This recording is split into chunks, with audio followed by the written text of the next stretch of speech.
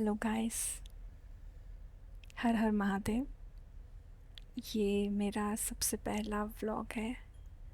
बहुत हिम्मत करके बना रही हूँ। अकाउंट ओपन किए हुए तो बहुत महीने हो गए, पर हिम्मत ही नहीं हो रही थी। अभी रिसेंटली मैं आदि कैलाश होके आई, और वापस आने के बाद ऐसा लगा कि नहीं, अब मुझे अपनी ये जर्नी, जो स्पिरिचुअल जर्नी है मेरी, वो मुझे आप सबके साथ शेयर करनी चाहिए। तो फिर अब मैंने धीरे धीरे शॉर्ट्स डालना शुरू किया, शॉर्ट वीडियोस। आज जाके ऐसा लगा कि नहीं, अब मुझे एटलीस्ट अपना पहला व्लॉग बनाना चाहिए।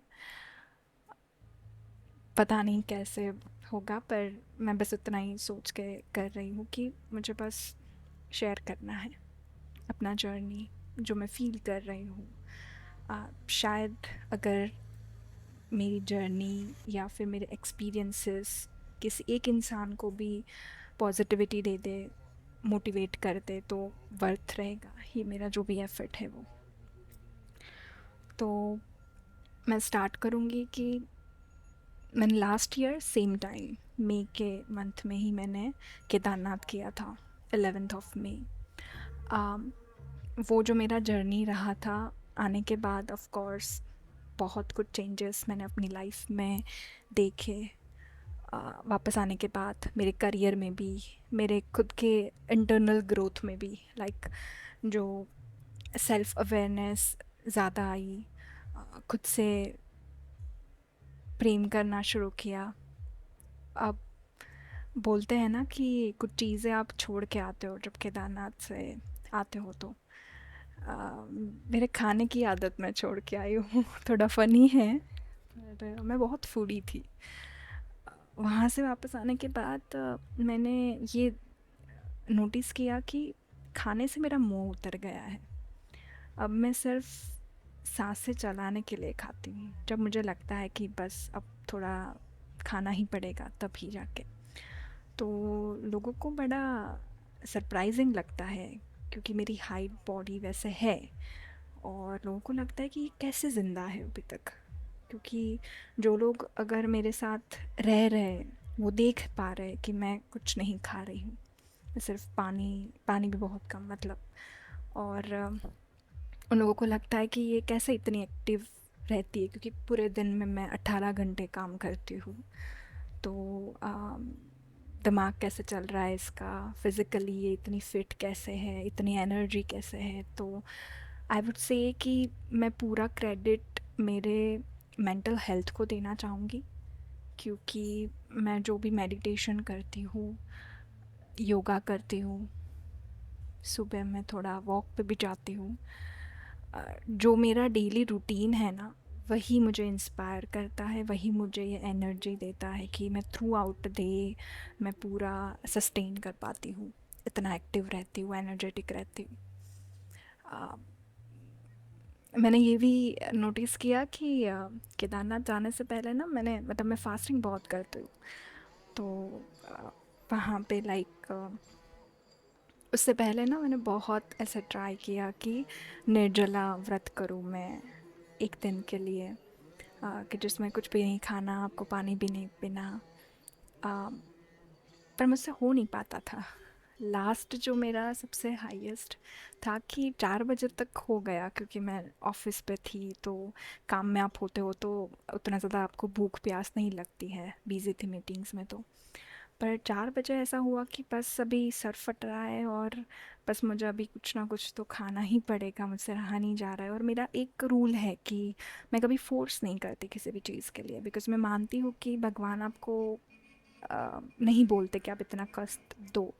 हाँ, अगर आपका मन है, आप करना चाहते हो प्रेम से उनके लिए कुछ भी, तो आप करो।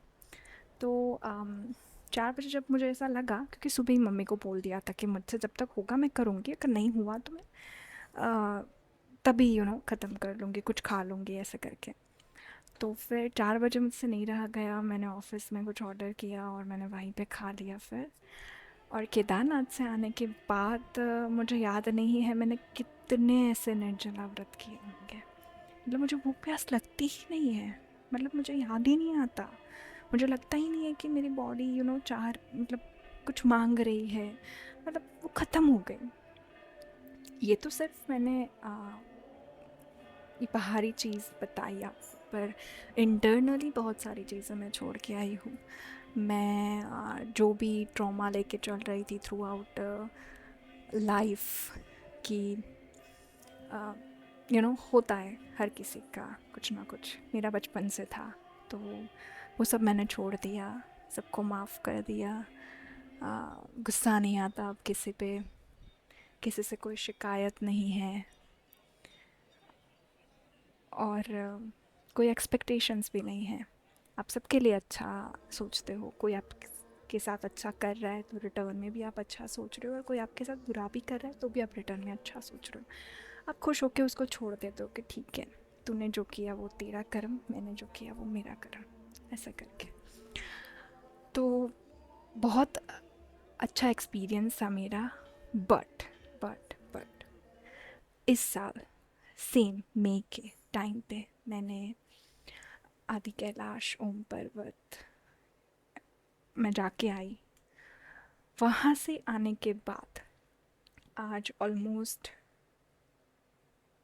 3 वीक्स हो चुके हैं, और मेरा सिर्फ और सिर्फ शरीर यहाँ पे है, मेरे घर वापस आया है, मेरी सोल वहीं छूट गई है। मैं आंखें बंद करती हूँ, मुझे वही दिखाई देता है। मैं रोड पे वॉक करने जाती हूँ, रोड पे मुझे सामने वही दिखाई देता है। मैं कहीं भी कुछ भी कर रही हूँ, मुझे वही दिख रहा है। मुझे लग रहा है कि मैं वहीं चल रही हूँ, मैं वहीं घूम रही हूँ, मैं वहीं रह रही हूँ। मुझे एक सेकंड के लिए नहीं लग रहा कि मैं यहाँ पे हूँ, चाहे ऑफिस का काम कर रही हूँ, मीटिंग्स में हूँ, टीम के साथ बिजी हूँ, मैं कुछ भी कर रही हूँ, मैं फील कर रही हूँ कि मैं वहीं हूँ, मैं वहीं रह रही हूँ, मैं वहीं चल रही हूँ, वहीं रास्ते, वही महादेव। ऐसा लग रहा है कि उन्होंने मुझे पागल कर दिया है, सच में। मैं समझ नहीं पा रही हूँ, और मैं रोज़ रो रही हूँ महादेव को पुकार के कि प्लीज़ मुझे बुला लो, प्लीज़ मुझे बुला लो, मुझे नहीं अच्छा लग रहा है यहाँ पे, मुझे मुझे पता नहीं क्या हो रहा है, मुझे आपकी याद आ रही है, मुझे बस वहाँ आना है। मैं रोज़ रो रही हूँ, मुझे समझ नहीं आ रहा है कि ये क्या है।